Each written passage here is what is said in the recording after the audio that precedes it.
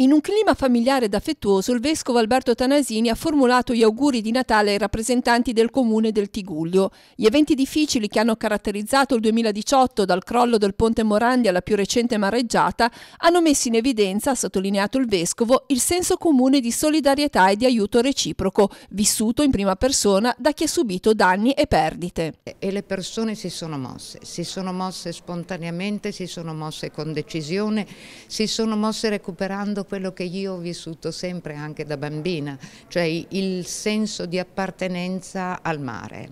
Le ferite non si sono ancora rimarginate, ma Santa Margherita Ligure, come altri paesi colpiti dagli eventi meteorologici, si apprestano a vivere le festività in un clima di normalità. La vita è ripresa con veramente un alto tasso di normalità.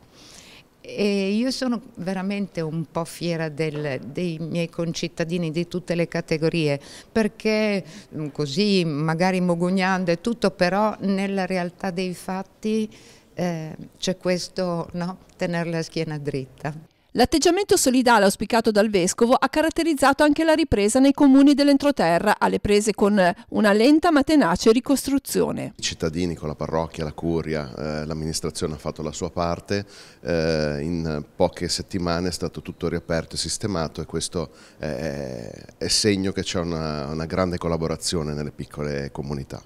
E poi un'altra parrocchia, sempre nel nostro territorio, la parrocchia di Boasi, dove i cittadini con l'amministrazione e il parroco stanno via via mettendo a posto questa chiesetta, che è uno degli ultimi punti di quella valle laterale dove i cittadini possono trovarsi. Il vescovo ha anche ricordato l'importanza di non chiudersi in se stessi, pur cercando di sviluppare un sistema Tigullio di aiuto reciproco. Credo che sia importante l'apertura del Tigullio verso un orizzonte un po' più ampio, che è quello di tutta la città metropolitana, e non chiudersi in se stesso.